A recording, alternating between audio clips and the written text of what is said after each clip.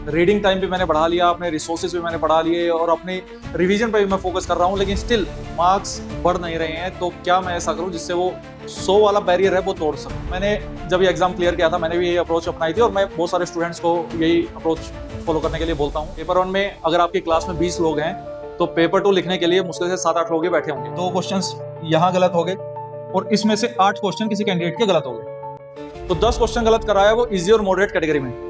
अब बात आई difficult category के क्वेश्चंस की। डिफिकल्ट कैटेगरी के क्वेश्चंस में भी उसने 5 क्वेश्चंस को गलत कर दिया, तभी तो वो डिफिकल्ट कैटेगरी में हमने डाला है, क्योंकि हाई चांसेस है कि वो गलत हो जाएगा, इसलिए कोई भी नहीं कर पाएगा उसको। हो सकता है जो दूसरा क्वेश्चन है उसका आंसर 99th क्वेश्चन में छुपा हो। पढ़ते हुए जो बच्चे हैं, जो पास होने वाले बच्चे मैंने फेल होता हुआ देखा है दोस्तों, सिर्फ पैनिक कर गया वो। Try for the best and prepare for the worst.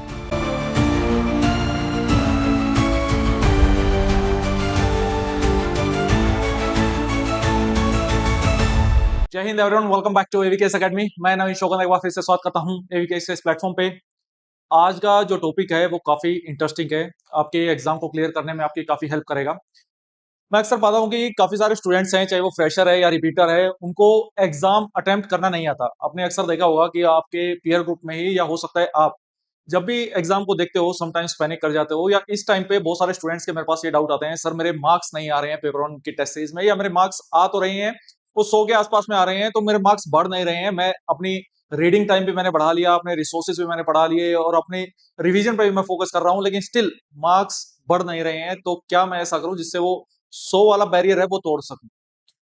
और एक साइड आप ऐसा एस्पिरेंट्स को देखेंगे कि जो एस्पिरेंट हर बार एग्जाम को क्रैक करता रहता है और वो मल्टीपल एग्जाम्स को क्रैक कर लेता है, जैसे सीजीएल भी निकाल लेता है, सीएपीएफ भी निकाल लेता है, सिविल सर्विसेज भी निकाल लेता है, या सीडीएस भी निकाल लेता है और मल्टीपल टाइम्स उस एग्जाम को क्रैक करता रहता है।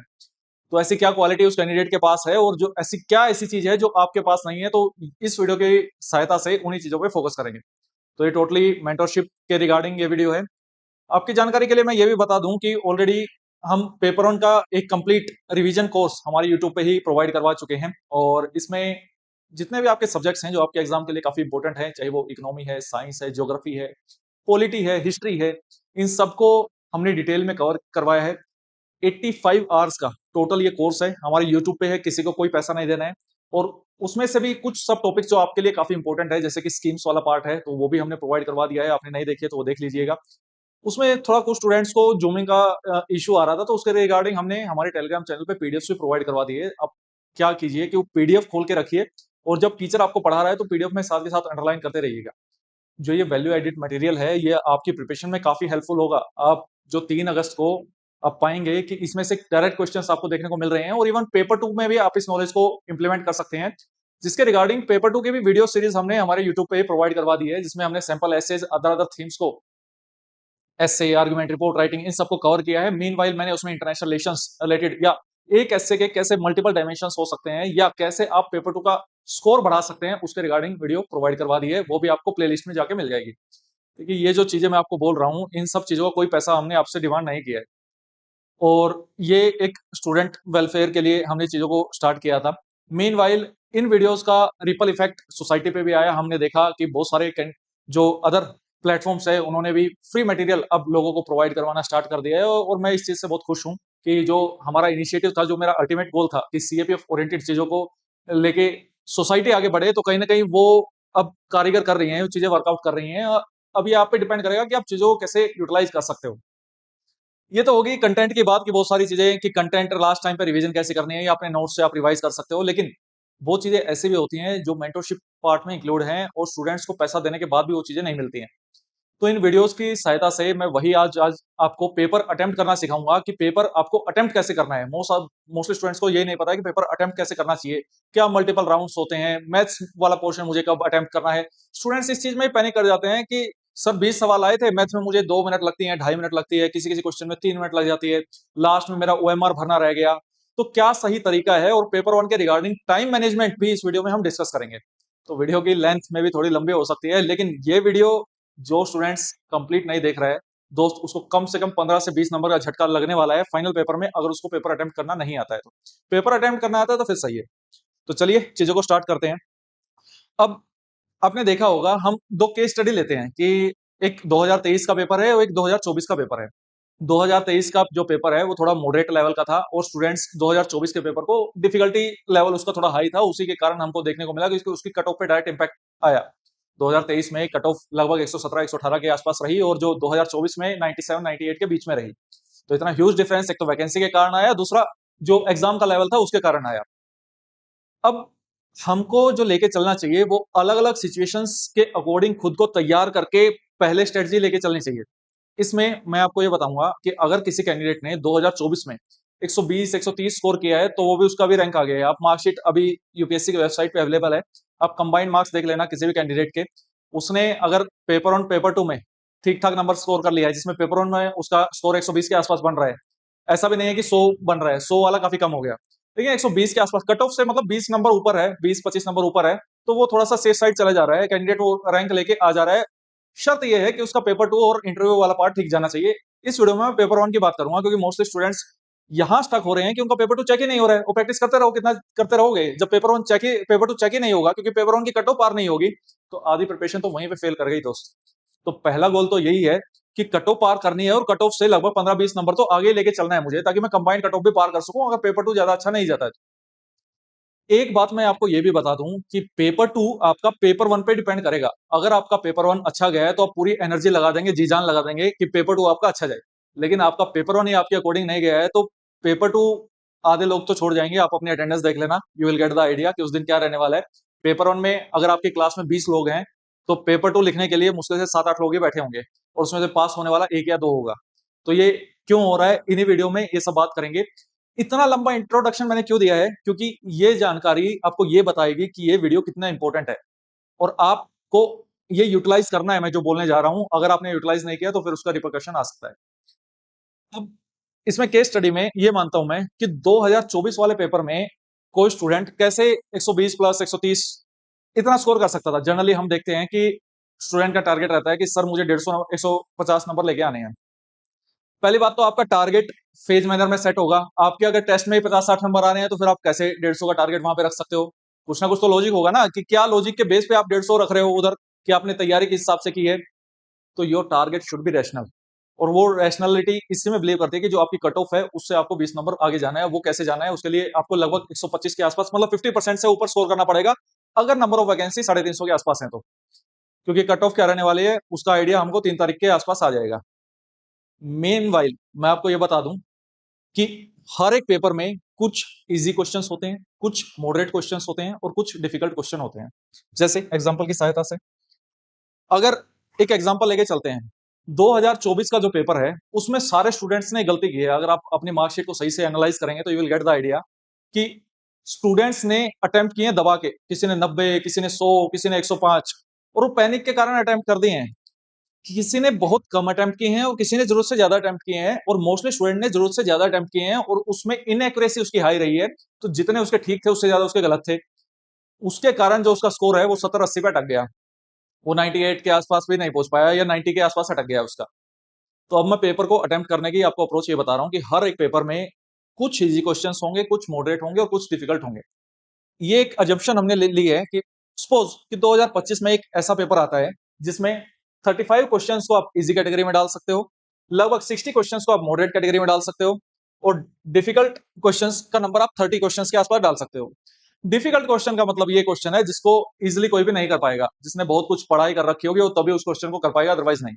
मॉडरेट में से कुछ क्वेश्चंस वो लोग कर लेंगे जिसने वीडियोस वगैरह भी देख रखी है और जो इसने थोड़ी बहुत किताबें पढ़ी हैं वो कर लेगा उसको। इजी वाला वो पार्ट होता है कि जो सब कर लेंगे, चाहे वो वीडियोस देख के चला गया हो, वो बिल्कुल बेसिक क्वेश्चन है, वन वर्ड आंसर है उसका, सीधा सीधा आंसर है। तो ऐसे में आप ये पाएंगे कि आपको ये टारगेट सेट होना चाहिए कि एटलीस्ट इसमें से मुझे कोई कितने क्वेश्चन अटेम्प्ट करने हैं, इसमें से कितने अटेम्प्ट करने हैं और इसमें से कितने अटेम्प्ट करने हैं। तो पहले तो मैं ये कॉन्फिडेंस आपको दिलाऊंगा कि कितने क्वेश्चंस अटेम्प्ट करने पे भी आप एग्जाम निकाल सकते हो। दूसरा, उन क्वेश्चंस को अटेम्प्ट कैसे करना है ये वीडियो के लास्ट पार्ट में मैं डिस्कस करूंगा कि मल्टीपल राउंड्स में आपको क्वेश्चन को कैसे अटेम्प्ट करना है। एक एग्जांपल की सहायता से समझते हैं कि एक कैंडिडेट ने केवल 85 क्वेश्चंस अटेम्प्ट किए। अब बोलेंगे सर आप ठीक है, सही अवस्था में आप वीडियो बना रहे हैं, सिर्फ 85 क्वेश्चंस अटेम्प्ट करने से कोई कैसे पास हो जाएगा। अभी बात करते हैं उस बारे में। अक्सर स्टूडेंट ये कंप्लेंट करते हैं सर मुझे मैथ्स मेरा अच्छा नहीं है, मेरा साइंस अच्छा नहीं है, मेरा हिस्ट्री अच्छा नहीं है। मैं ये बोल रहा हूँ ठीक है आपका अच्छा नहीं है, हिस्ट्री वाला पार्ट हमने मान लिया कि अच्छा नहीं है, या किसी किसी सब्जेक्ट में आप एवरेज हैं, किसी में बिलो एवरेज है और किसी में अबव एवरेज है। आप कितना भी घुमा लो, यहाँ पे जो इजी कैटेगरी का क्वेश्चन है उसका आप 80% भी अटेम्प्ट करते हो तो लगभग वो नंबर निकल के आया 28। ठीक है। अब मॉडरेट कैटेगरी के जो क्वेश्चंस हैं उसका आप 80% अटेम्प्ट करते हो तो वो नंबर निकल के आया 48। ठीक है। अब क्योंकि वो डिफिकल्ट कैटेगरी का क्वेश्चंस है तो आप इतने इतने high number of questions attempt नहीं कर सकते। यहाँ पे मैं एक्यूरेसी की बात नहीं कर रहा हूँ, सिर्फ अटेम्प्ट की बात कर रहा हूँ। मतलब कि इजी वाले क्वेश्चन में भी आपने 7 क्वेश्चन छोड़ दिए और मॉडरेट वाले में भी आपने 12 क्वेश्चन छोड़ दिए। ये वो क्वेश्चंस है जिनका आपको आइडिया नहीं है कि आपको एक भी ऑप्शन नहीं आता है आपको। और डिफिकल्ट वाले एरिया में आपने केवल 30% क्वेश्चन ही आप कर पाए, मतलब केवल 9 क्वेश्चन आप कर पाए 30 में से। आप जब इनका जोड़ करेंगे तो इनका जोड़ लगभग 85 बनेगा इन तीनों का। ये हुए नंबर ऑफ क्वेश्चन अटेम्प्ट। ऐसा अज्यूम करते हैं कि किसी कैंडिडेट ने 2024 के पेपर में केवल 85 क्वेश्चन अटेम्प्ट किए। अब क्या 85 के 85 करेक्ट होंगे? आंसर नहीं, ऐसा कभी नहीं होगा, कभी भी नहीं होगा, चाहे आपने कितनी पढ़ाई कर रखी हो ऐसा। अब इसमें भी कुछ गलत होंगे, हो सकता है इसमें से उसने कुछ गलती कर दी हो, सिली मिस्टेक कर दी हो एक दो क्वेश्चन की, लेकिन इसमें गलती का स्कोप कम होगा क्योंकि वो इजी कैटेगरी के क्वेश्चंस हैं। और उसमें भी जिसमें उसको डाउट था वो 7 क्वेश्चंस को उसने छोड़ दिया है। तो ये ध्यान रखेंगे उसने क्यों छोड़ा है उस क्वेश्चन को, में से उसको डाउट है उस चीज में। अब जो इसने ये अटेम्प्ट किया मतलब उसमें वो श्योर शॉट है, लेकिन श्योर शॉट होने के बावजूद भी उसके एक दो क्वेश्चन गलत हो गए। Okay, acceptable. मीनवाइल जब आप 48 क्वेश्चंस अटेम्प्ट करते हैं तो हाई चांसेस हैं कि आपके नंबर ऑफ क्वेश्चंस भी गलत होंगे। बिल्कुल मैं मानता हूं उसमें गलत होंगे। लगभग लगभग ये मान के चलो कि 2 क्वेश्चंस यहां गलत हो गए और इसमें से 8 क्वेश्चन किसी कैंडिडेट के गलत हो गए। तो 10 क्वेश्चन गलत कराया वो इजी और मॉडरेट कैटेगरी में। अब बात आई डिफिकल्ट कैटेगरी के क्वेश्चंस की। डिफिकल्ट कैटेगरी के क्वेश्चंस में भी उसने 5 क्वेश्चंस को गलत कर दिया। तभी तो वो डिफिकल्ट कैटेगरी में हमने डाला है, क्योंकि हाई चांसेस है कि वो गलत हो जाएगा, इसलिए कोई भी नहीं कर पाएगा उसको। मतलब मोटे मोटे तौर पे बात करें तो उसने 85 में से 85 में से भी 15 क्वेश्चंस गलत ही कर दिए। अब उसका करेक्ट जो क्वेश्चंस हुए वो 70, इनकरेक्ट जो क्वेश्चंस हुए वो 15, और जो उसने क्वेश्चंस छोड़ दिए वो 40 क्वेश्चन उसने छोड़ दिए। वो 40 क्वेश्चन कौन से छोड़ेगा? जो ये बोल रहा है कि मुझे हिस्ट्री नहीं आता, मुझे मैथ्स नहीं आता, मुझे ये नहीं आता, मुझे वो नहीं आता। मतलब हर एक सब्जेक्ट में कुछ कुछ पोर्शन उसका ऐसा रहेगा जो उसको नहीं आता होगा। तो 40 तो उसने अटेम्प्ट ही नहीं किए।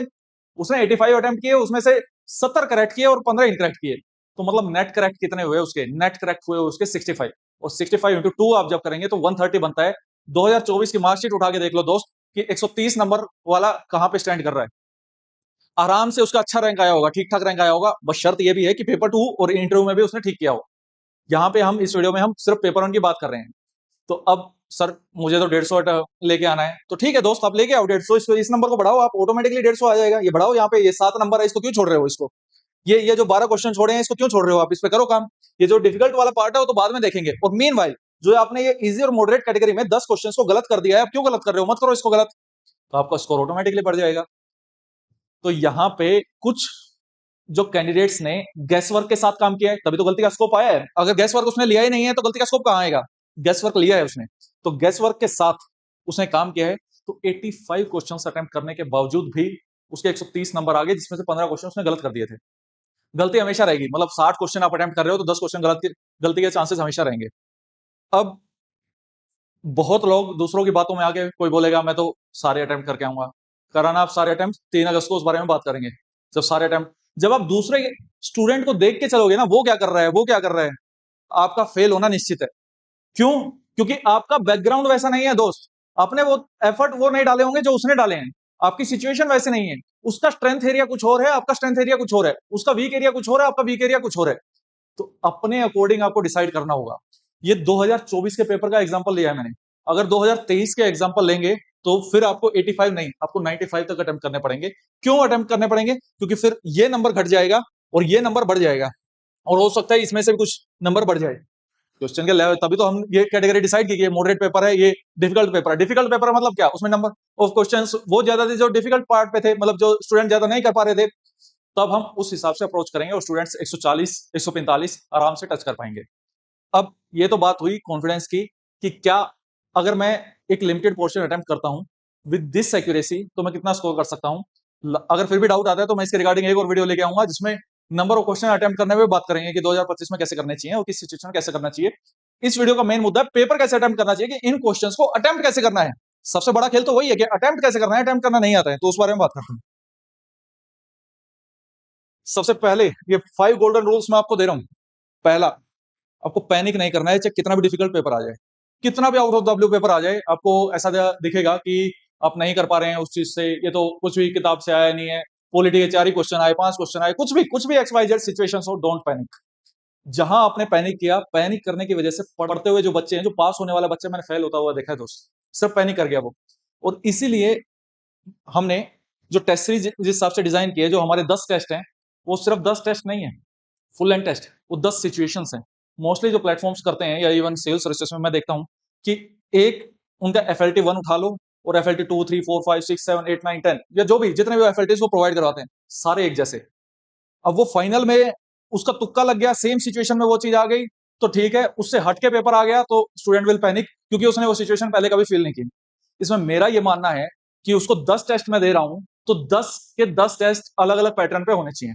उसमें से किसी पैटर्न में वो अच्छा परफॉर्म करेगा, किसी में वो बुरा परफॉर्म करेगा, और किसी में एवरेज परफॉर्म करेगा।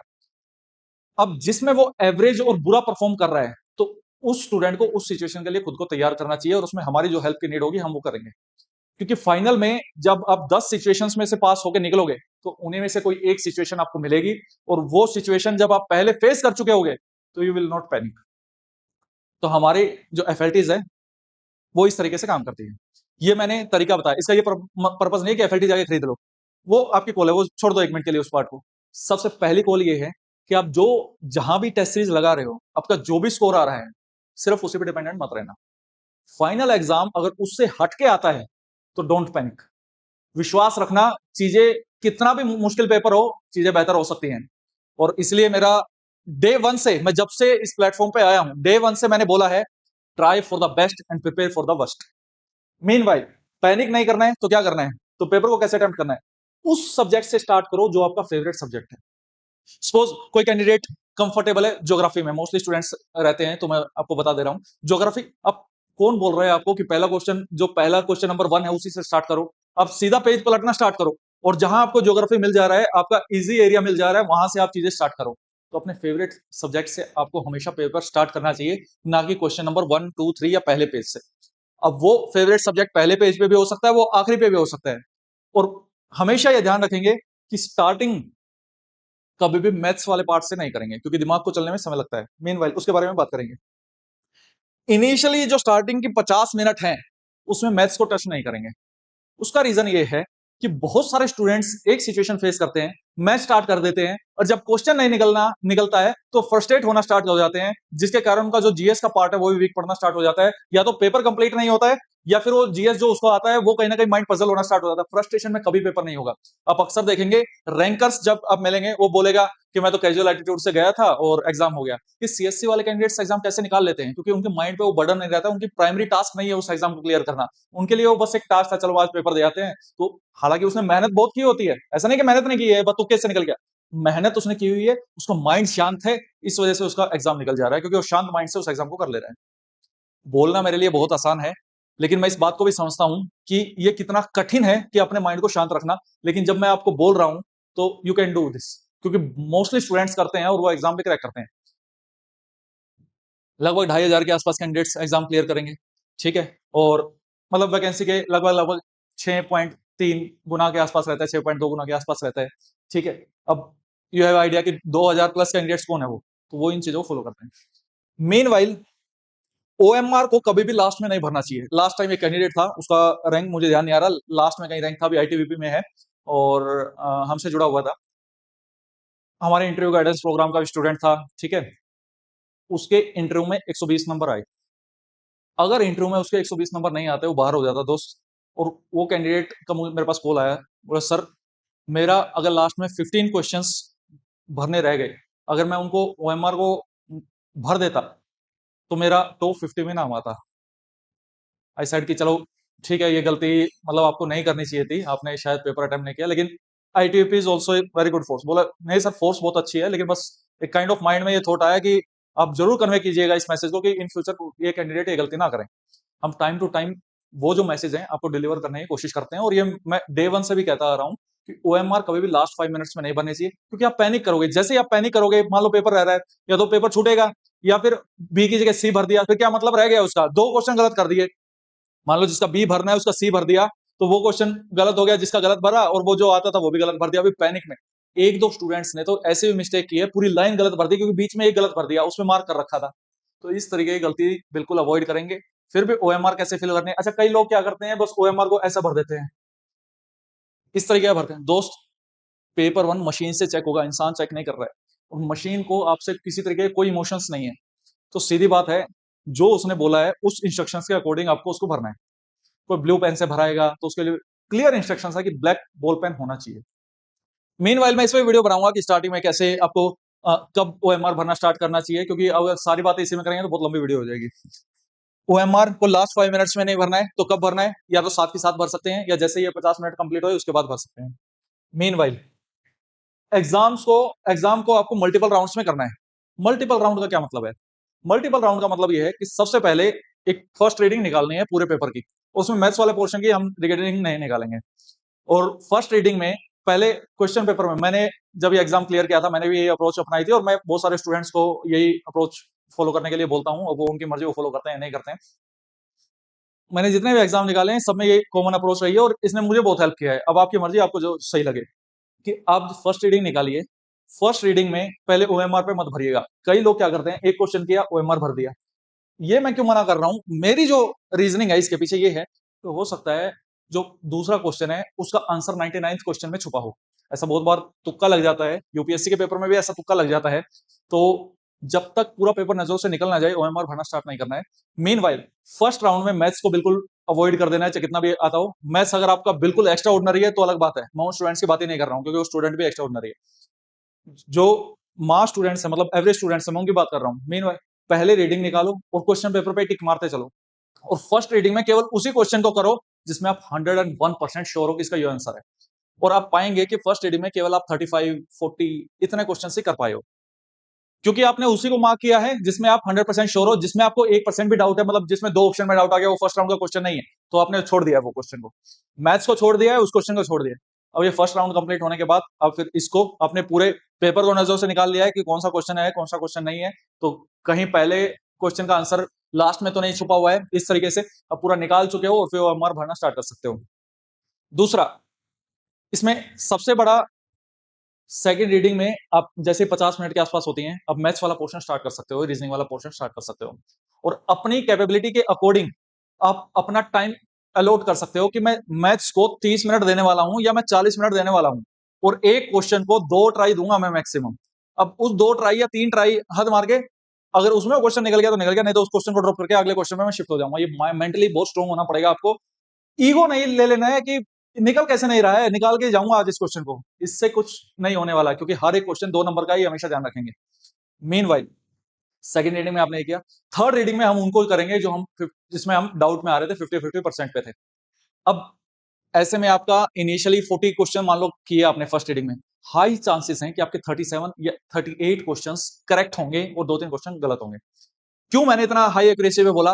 क्योंकि आपने तभी तो उसको अटेम्प्ट किया, अदरवाइज तो आप छोड़ देते उस वाले पोर्शन को जिसमें आपको डाउट आता है, ये तो मैंने बोला है आपको। तो उसके लिए हम नेक्स्ट रीडिंग का वेट करेंगे।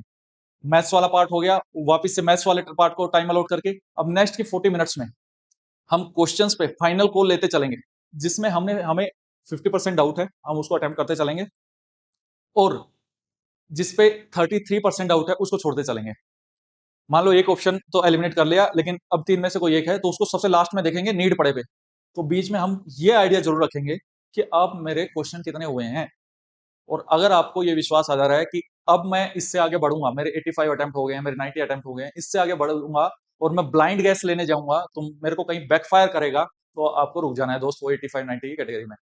और आपको ये विश्वास है, ये कब कैसे पता चलेगा? टेस्ट सीरीज में पता चलेगा कि कितने ब्लाइंड स्पोर्ट्स आपने लिए हैं और कितने ब्लाइंड स्पोर्ट्स में से आपके सही फिट बैठे हैं। सो 10 क्वेश्चन आपने गेस वर्क में निकाले और 4 क्वेश्चन उसमें से सही हुए और 6 गलत हुए, तो भी आप पॉजिटिव में हो। तो ये चीज आपको आइडेंटिफाई करनी पड़ेगी क्वेश्चन प्रैक्टिस करते वक्त। तो इस तरीके से मल्टीपल राउंड्स में आप क्वेश्चन करेंगे, और इस तरीके से आप समय को मैनेज कर सकते हैं। इस तरीके से आप 2 घंटे में पूरे पेपर को कम से कम 3 से 4 बार अपनी नजरों से निकाल पाएंगे। और अगर ये अप्रोच अपनाते हैं तो समय कम नहीं पड़ेगा दोस्त। समय कम कहां पड़ता है? जब आप मैथ्स जिस क्वेश्चन पे रिक्वायर्ड टाइम से ज्यादा टाइम आपने लगा दिया, उस समय पड़ गया कम। क्योंकि इसमें 120 मिनट में 5-7 मिनट तो आपका इधर उधर चला जाएगा, कोई पानी पिला रहा है, कोई कुछ हो गया है, कभी कुछ हो गया है, 5-7 मिनट ऐसे वेस्ट हो जाएगा। अब बचे 125 क्वेश्चन, उसमें से कुछ क्वेश्चन ऐसे जरूर होंगे जिनका आंसर आप 10 सेकंड में दे दोगे, जी। और 10 सेकंड 15 सेकंड आपको ओएमआर भरने में लगेगी तो 20 सेकंड में हो गया, जबकि उसके लिए अलॉटेड मिनट लगभग 1 मिनट के आसपास थी या 50 सेकंड्स थी। उस समय को हमको उस एरिया में यूटिलाइज करना है जो हमारा वीक एरिया है, जैसे मैथ्स हुआ या ज्योग्राफी हुआ या कोई भी बड़ा क्वेश्चन हुआ। अब देखेंगे कि लगभग 40% क्वेश्चन स्टेटमेंट बेस्ड आते हैं और 60% क्वेश्चन वन लाइनर बेस्ड आते हैं। वन वर्ड नहीं कहूंगा मैं इसमें, वन लाइनर कहूंगा। ये स्मार्टली टैक्टिक आपको एग्जाम की डिमांड को समझना होगा, और जो स्टूडेंट्स पेपर 2 में दिक्कत फेस कर रहे हैं आप कमेंट सेक्शन में बताइए, उसके रिगार्डिंग में वीडियो बना दूंगा।